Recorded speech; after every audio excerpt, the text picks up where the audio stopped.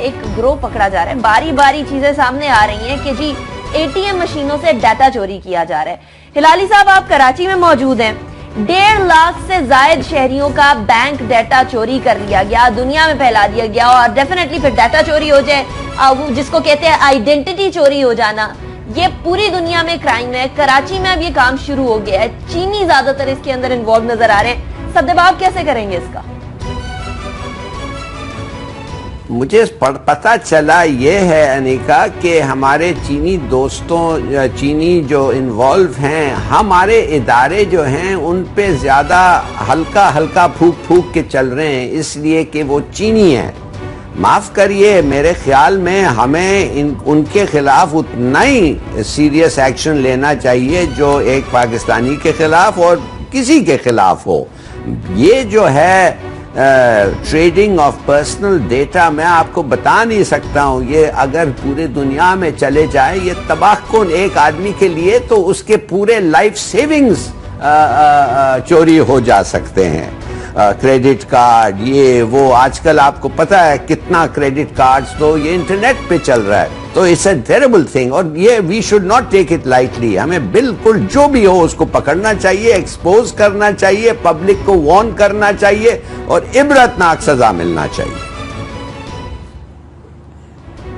सुहेल साहब, मुझे बताइएगा, ये कराची के अंदर हो रहा है और ये पूरी दुनिया में हो रहा था, इसके ऊपर सख्त एक्शन लिया गया। अब ये सोल्यूशन के शहरियों के एटीएम ब्लॉक कर देना, वो जो डाटा जा चुका है उसका क्या? अनिका, उसका तो वो मुतलका बैंक ने, एफआईए ने तय करना है कि उसका क्या होगा, लेकिन मैं अपने नाज़रीन को हम ये बताता चलें कि ये मामला अब नया नहीं है। ये 2 साल कब ये वाकयात रिपोर्ट हुए थे, 2 साल कब ऐसे वाकयात मेरे इलाके में है, हमारे इस्लामाबाद के अंदर, पिंडी के अंदर, बहरी टाउन के अंदर कुछ ऐसे वाकयात हुए थे जिनकी एफआईआर भी, इंदराज भी हुआ, लेकिन उस वक्त बदकिस्मती से एफआईआर हरकत में नहीं आई, उस तरीके से उन्होंने काम नहीं किया। और अब इतने केसेस हो चुके हैं जो हमने बताया कि 1.5 लाख से ज्यादा शहरियों का डाटा चोरी हो चुका है।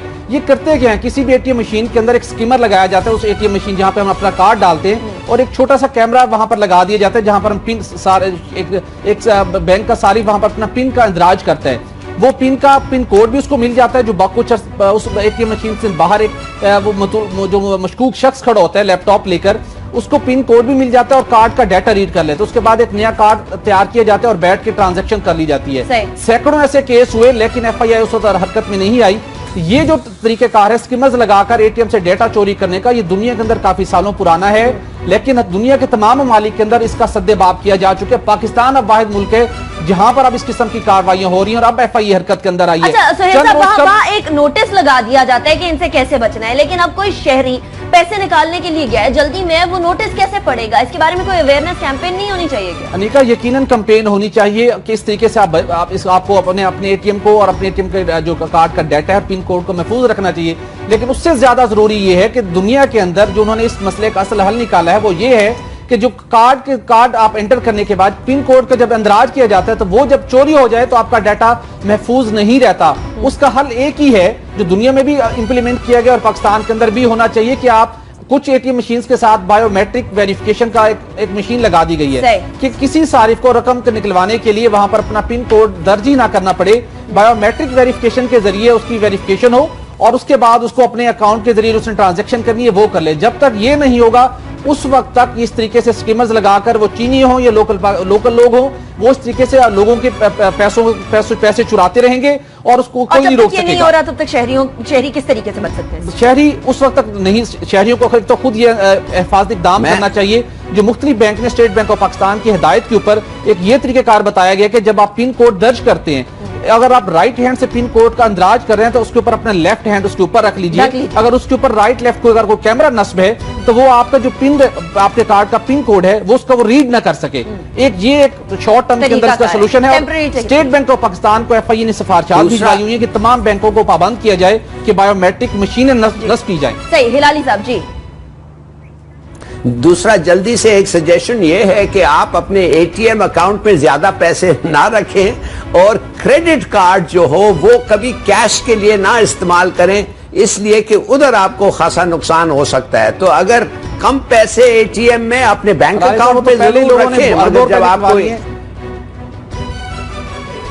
नहीं, मैं बात कर रहा हूं कि एटीएम अकाउंट में क्रेडिट कार्ड कैश ना रखें, अपने बैंक अकाउंट में रखें, मगर एटीएम के लिए एक ये होता है, प्रोविजन होता है कि लिमिटेशन भी हो सकता है, आप उसको 10,000 से 15,000 से ज्यादा विड्रॉ भी नहीं कर सकते। ये बातें हैं ना।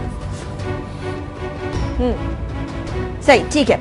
अगले टॉपिक की तरफ जाएंगे। कराची की बात कर रहे हैं तो जरा कराची की बात कर रहे हैं, चोरी की बात कर रहे हैं तो अगले टॉपिक में भी कुछ चोरी है, लेकिन चोरी अजीबोगरीब सी है। नायाब सिक्के, कीमती सिक्के चुरा लिए गए हैं कराची के म्यूजियम से, नेशनल म्यूजियम से और टेक्सला। ये वारदातें जो हुई हैं सुहेल साहब, ये कोई एक तो होता है कैश चोरी कर लेना, जिस तरीके से एटीएम से कैश चोरी किया गया, दूसरा ये नायाब सिक्के, ये एक म्यूजियम के अंदर ही जाके अब कहीं भी पकड़े जा सकते हैं। इंटरपोल से कुछ कांटेक्ट की बात सामने आई है, क्या बना है इसका, कुछ पकड़े गए या नहीं? देखिए कि पाकिस्तान के अंदर बाकी चीजें चुराए जाने का मामला तो था, करप्शन का मामला भी था, लेकिन एक जो पाकिस्तान के अंदर कौमी विरसे की हिफाजत के लिए जो इदारा कायम किया गया, नेशनल हेरिटेज डिवीजन, उसके अंदर भी बहुत बड़ी बेजाब्तियां सामने, और उसके साथ साथ उन बेजाब्तियों के साथ नेशनल म्यूजियम कराची और टेक्सला में चोरों ने एक बड़ी वारदात की है। वो वारदात ये हुई है कि इन दोनों म्यूजियम के अंदर 1901 से 1913 के दौरान के और उससे पहले की भी बड़े कीमती सिक्के मौजूद थे। उसमें गोल्ड के सिक्के भी मौजूद थे, सिल्वर के भी थे, कॉपर के भी थे, और वो इतने एंटीक थे कि ये कहा जा रहा है नेशनल हेरिटेज डिवीजन की जानिब से कि उनकी कीमत का तयन भी नहीं किया जा सकता। आप करोड़ों की बात करें तो वो भी कम होगा, क्योंकि वो इस कदर नायाब हैं कि उनको चुराया ही इसलिए गया है कि दुनिया में जाकर मनपसंद कीमत से उनको फरोख्त किया जाए। अच्छा, चोरी किस तरीके से की गई ये आप सुनकर हैरान होंगी। जो टेक्सला का म्यूजियम है और जो नेशनल म्यूजियम कराची है, नेशनल हेरिटेज डिवीजन के हुकाम का कहना है कि जो हमारी जिम्मेदारी होती है, जब हमारा स्टाफ मौजूद होता है, उसकी टाइमिंग होती है डेली शाम 4 बजे तक। 4 बजे के बाद दोनों जो म्यूजियम है, वो कराची का नेशनल म्यूजियम और टेक्सला की म्यूजियम, वहां पर पुलिस की सिक्योरिटी होती है और पुलिस के हैंडओवर कर दिया जाता है कि लॉक लगा दिए गए हैं म्यूजियम को, अब इनकी हिफाजत की जिम्मेदारी आपकी, और पुलिस वहां पर अपॉइंट थी। उनका ये कहना है कि पुलिस, दोनों म्यूजियम के अंदर पुलिस के लोग मुलव्विस थे जो वहां पर सिक्योरिटी पर मौजूद थे। उन्होंने वहां से सिक्के चुराए। सिक्के चुराने के बाद कुछ लोग जो और माफिया में मुलव्विस था, उस माफिया के जरिए ये सिक्के, जो कीमती सिक्के थे, ये पाकिस्तान में कहीं फरोख्त नहीं किए गए, क्योंकि बड़ी इन्वेस्टिगेशन इसकी की गई, यहाँ पर किसी जगह पर उसको कोई सबूत नहीं मिला।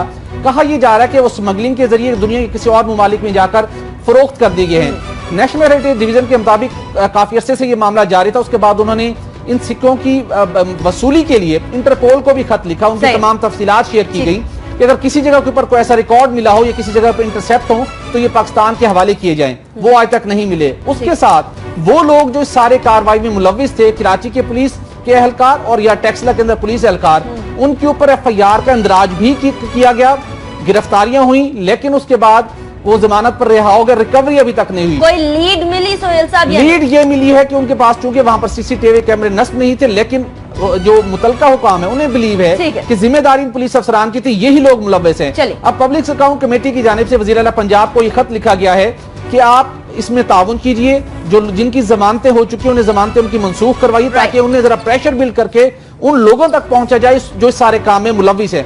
और उसके साथ थोड़ा सा मैं ये भी ऐड करता जाऊं कि हमारी जो तारीखी मकामात हैं पंजाब के अंदर, खुसूसी तौर के ऊपर मकबरा जहांगीर है, अनायत बाग है, महाबत खान का मकबरा है, नवाब अल बहावलपुर का मकबरा है, वहां पर यह बताया गया कि उनकी जो कीमती अराजी है वहां पर इन तमाम जो ये मकामात है वहां पर वो कब्जा माफिया वहां पर डेरे डाल चुका है। करोड़ों रुपए की राजी की चोरी तो हो रही है, लेकिन अराजी की चोरी भी हो रही है। जरा हिलाली साहब की तरफ जाते हैं। हिलाली साहब, आफरीन है कि आपने नायाब सिक्के रखे हुए हैं, आपने पुरानी अशिया रखी हुई है, विंटेज चीजें जो कि कहीं भी बिकने के लिए जाएं तो उनके बहुत ज्यादा मुआवजा उससे हासिल किया जा सकता है, और CCTV कैमरे नहीं है। ये कहाँ का इंसाफ है कि आप म्यूजियम तो बना रहे हैं लेकिन उसमें कैमरे नहीं नस्ब कर रहे हैं? आपको पता ही नहीं चलेगा कि अगर किसी ने चोरी कर ली तो कहाँ गया, कौन किसने की, कहाँ से जाकर लेकर आएंगे, कहाँ से तलाश करेंगे अब ये चीज? शायद अनिका इसीलिए कैमरा नहीं लगाए हैं कि वो चाहते हैं कि जो लोग ले जाएं वो पकड़े ना जाएं। दूसरी बात मैं आपसे ये कहना चाहता हूं कि आपको पता नहीं है, ये हमारे जो इधर डिप्लोमेट्स पोस्ट होते हैं, माने पाकिस्तानी नहीं दूसरे मिशंस के, वो कितने गंदारा के हेड्स जो हैं वो ले जाते हैं मुल्क के बाहर अपने डिप्लोमेटिक बैग में और अपने डिप्लोमेटिक लगेज में, जिसकी तलाशी नहीं हो सकती। और साथ साथ डिप्लोमेटिक बैग्स भी जो हैं, कुछ मिशंस ऐसे हैं जो डिप्लोमेटिक बैग को बिल्कुल आप तलाश नहीं कर सकते हैं, उसमें भी वो लोग एंटिक्विटीज चोरी करते हैं। इसलिए कि आप बाहर जब जाते हैं आपको पता चलता है, म्यूजियम्स की जरूरत नहीं है उधर जाके, म्यूजियम्स में वो नहीं पहुंचते हैं, वो लोगों के घर में पहुंचते हैं और बड़े ओपनली वो कहते हैं, देखिए what a magnificent Gandhara head में आई हैव, कि देखिए आपके मुल्क से, माने कि इट इज रिमार्केबल। मैं तो हैरान हूं कि कुछ रह गया है इधर, इसलिए कि जिस किस्म की चोरी हो रही है और ये रोज हो रही है। मुझे कितने लोगों ने आके कहा है कि आपको जानते हैं कोई तरीका है कि ये सामान इधर से निकालें और कैसे हम तलाशी से बच सकते हैं। तो आई डोंट नो इसका क्या क्योर है, मगर जरूर एक स्पेशल स्क्वाड होना चाहिए इन चीजों को इन्वेस्टिगेट करने। सही, ठीक है, इन चीजों की इन्वेस्टिगेशन के लिए एक स्क्वाड होना चाहिए, और अगर जब तक ये स्क्वाड नहीं बनेगा तब तक हमारे यहाँ से कीमती चीजें बाहर जाती चली जाएंगी। और उसके साथ ही साथ पाकिस्तान के यहाँ जो इंडस सिविलाइजेशन की बात कर लीजिए, या जो पुरानी चीजें हैं, आर्कियोलॉजिकल आर्टिफैक्ट्स हैं, वो इसी तरीके से चोरी होते जाएंगे। अफसोस की बात है कि हमारे म्यूजियम में से, चलिए बाकी जगह की बात अलग, म्यूजियम में से चीजें चोरी हो गई और अब तक उनका पता नहीं चलाया जा सका कि वो चीजें गई तो गई किधर। हिलाली साहब बहुत शुक्रिया आपने हमें ज्वाइन किया, सुनील साहब बहुत शुक्रिया आपने ज्वाइन किया। हमारे आज के शो से इतना ही, हमें फीडबैक जरूर दीजिएगा। बाखबर सुबह के नाम से फेसबुक ट्विटर दोनों पर मौजूद है। अपना बहुत ख्याल रखिए, पाकिस्तान और पाकिस्तानियों के लिए दुआ गो रहिएगा। अल्लाह हाफिज़।